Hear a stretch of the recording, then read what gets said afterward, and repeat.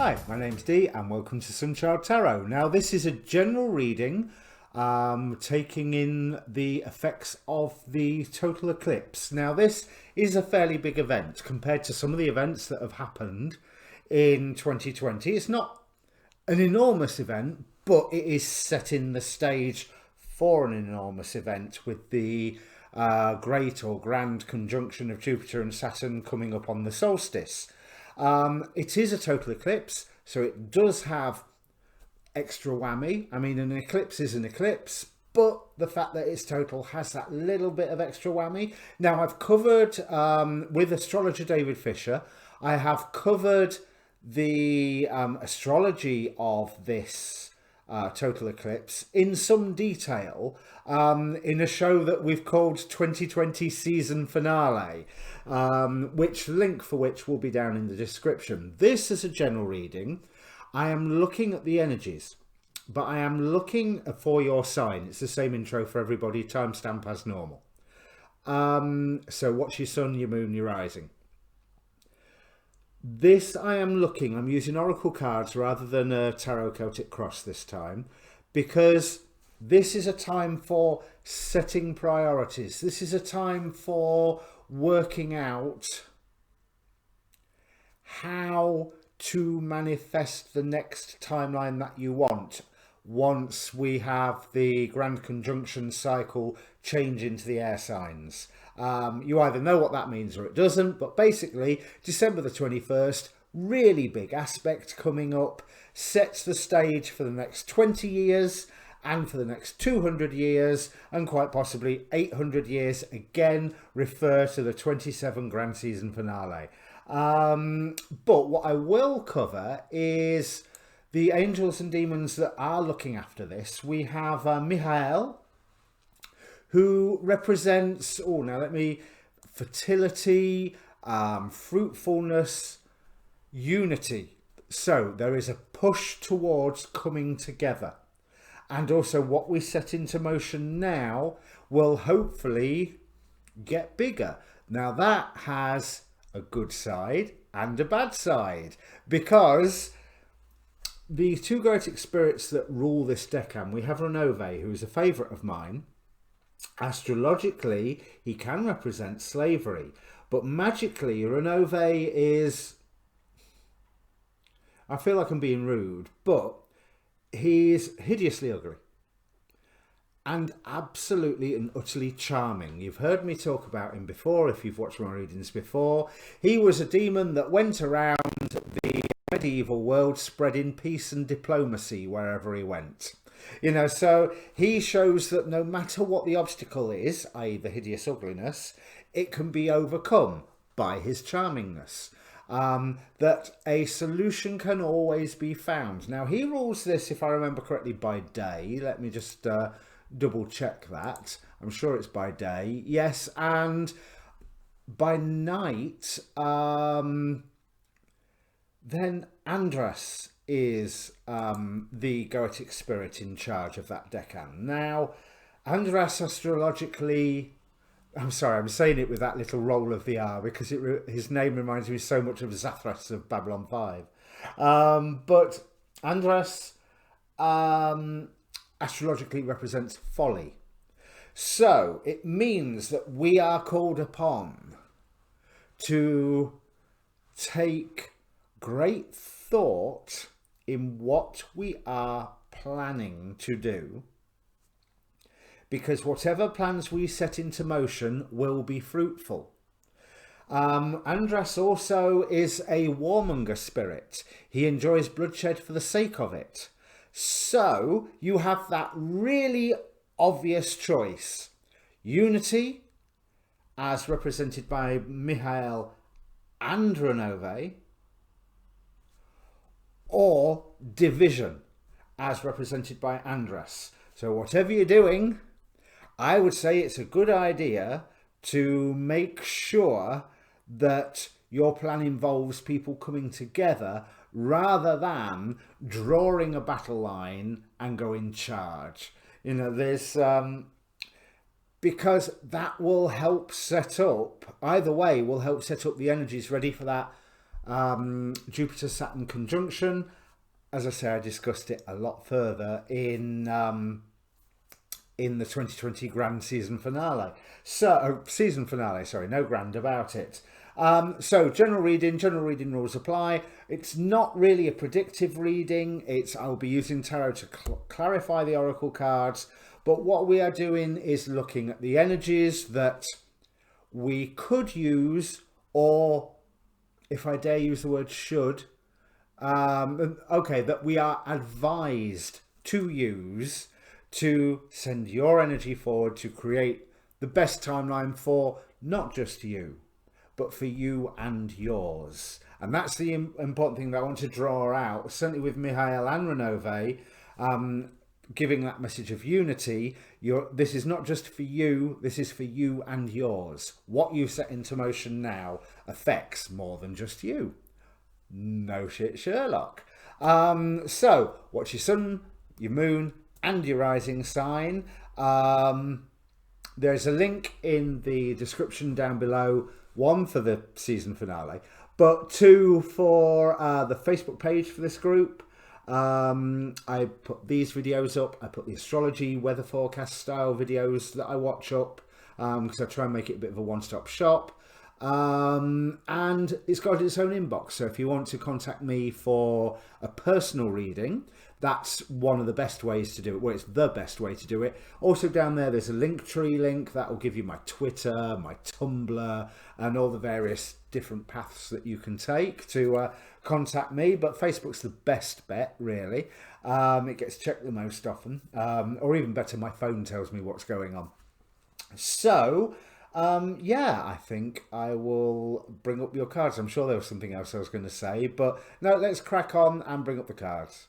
Okay, Virgo, and if you're a Virgo rising, this is happening in your 4th house, which is your home and the very roots of your being. And it's the very roots of your being that I'm wanting to look at with these cards. Just to talk you through them quickly so I can explain what I'm seeing. We have Osiris with renewal, 2 cards from the Saints and Mystics, with St. Joan of Arc with conviction and St. Christopher with soul journey, the birth of creation, the magic zone, and you hold the key to an awakened life from the Hero's Journey Oracle, and then finally Excalibur. I'll get into the tarot in a second. But what Joan of Arc is offering, and Excalibur, is that sense of inner conviction. So what I'm seeing is that there's some event that comes along, or has come along, which is causing you to reinvent yourself in a way that is proving to be abundant, successful, that this new you that you have designed, and I don't know why I want to put this in past tense, this first column, but it's this new you that you are designing, or that you have designed, because hey, if you've been doing the work of the astrology this year, there is a new you that you've already designed, and now is the time to actually get on with being that new you.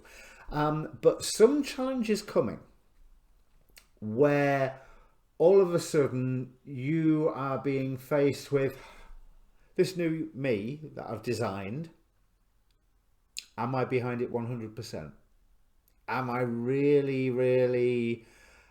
Am I obeying my own laws? Justice card here, Hierophant here. Am I obeying my own laws? Am I being the good person that I want to be by going down this path? So far, I think the answer is yes, and I'm going to go with that answer being yes. If it's not yes, then you know what to do. You know you need to change.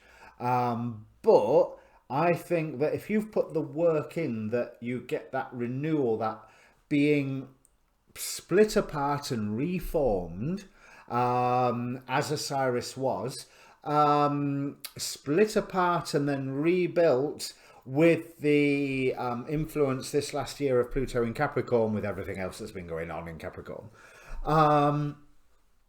then it's almost like now is the testing time. because this is a challenge that you are facing alone. You are your own midwife. You are nursing. You are incubating. That card and the hold the key to the awakened life, I think. No, tell a lie. It was the magic zone card. You are incubating and integrating the lessons, the decisions, the convictions that are all to do with this new self of yours that you have been in the process of creating.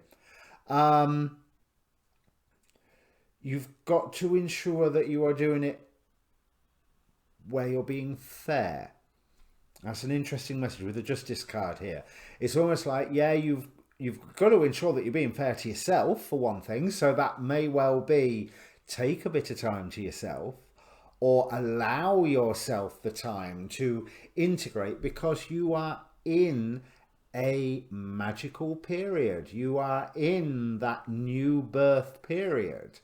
And that is a journey that you can only take on your own, but you are supported in this, obviously, with two of the saints wanting to rush out for you, and you are being guided, I think, to a certain extent. You are being guided by your dreams. Now, that could be a longer term statement, not just to do with the eclipse, but hey, if you have a massive dream around the eclipse that illuminates everything for you, great. But I don't want to say just dreams of when you're asleep, and I don't just want to say daydreams. I want to say those inner convictions that, whereas before it used to be one day I would love to blah blah blah blah, now you are crafting a new identity where you go, one day I will blah blah blah, you know, climb Mount Everest, go and see the Taj Mahal, visit Glastonbury, you know, whatever it might be. Then I think you will find that the plans that you have set into motion will start. Oh, now the feeling I'm getting from this, because 3 of Wands, that's your ships coming in, isn't it? But it's almost like confirmations keep appearing for you, because you already know that this new path is useful for you. You already know that this new path promises... Okay, the phrase I've got in my head is not abundance, but a sustainable abundance. It's something that it will have its cycles, but you will have enough.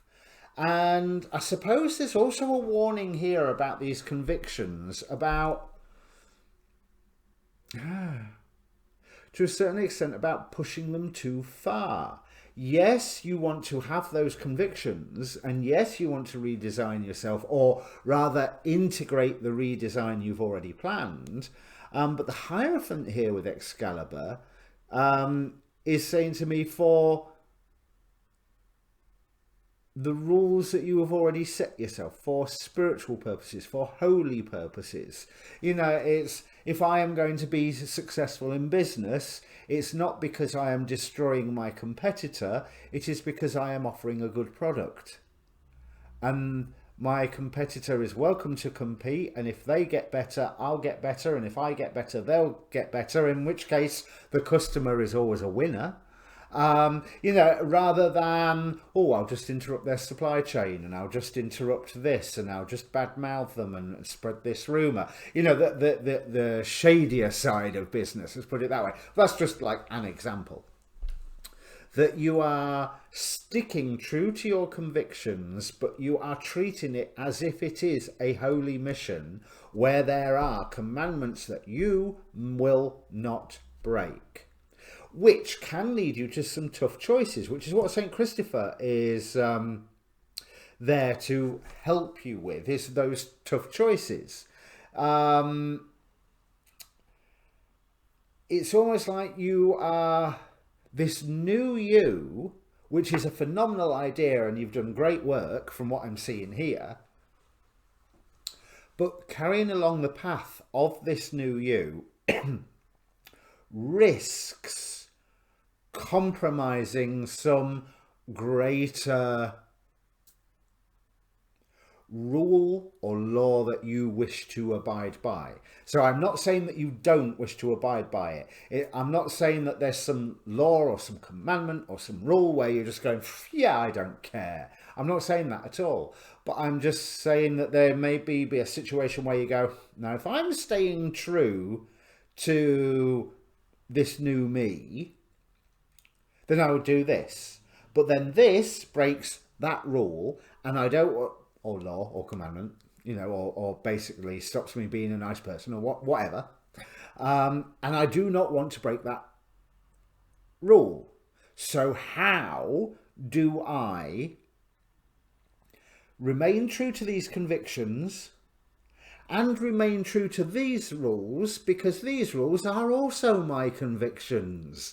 These are also things that I firmly believe in. And there's that walking that fine line between the two, which, to be honest, with the Empress, the Nine of Pentacles, I'm seeing success on that. Your ships come in with the Three of Wands, and let's face it, the Hierophant is rich. You know, the church has got plenty of money behind it, or certainly did have in the height of its power. So there is a middle path, and it's keeping the full strength of those convictions without compromising something that is more long-standing, more older, more traditional, that you still hold dear to yourself, which I think is why this Justice card, she looks a little sad as she looks down at whatever, and I'm seeing her looking down at this egg that's not an alien egg, honest. But there's a sorrow there, but there's a nurturing there. There's a grace in there, that she has a lantern ready to lift up at any point to illuminate the way. But she's looking down as if going, is he going to need this lantern? I'm not sure he's going to need this lantern. It's ready if I need it, but let's just see what happens. So there's a tough choice coming with this eclipse. But there is a path where you can have a win-win and stay true to this new identity, stay true to these new convictions, and stay true to whatever commandments that you believe a good person has to abide by. So, not sure how much help that is, Virgo. If it means anything to you, comment down below. Obviously, what I forgot to say at the start was like, share, and subscribe. Now go and watch your moon and your rising signs if you haven't already started, and definitely do have a look at the 2020 season finale video that I did with David Fischer, because it actually might shed some light on this dilemma that's going on. So if this reading means anything to you, definitely go and watch the 2020 season finale. Okay, good luck. See you later, Virgo.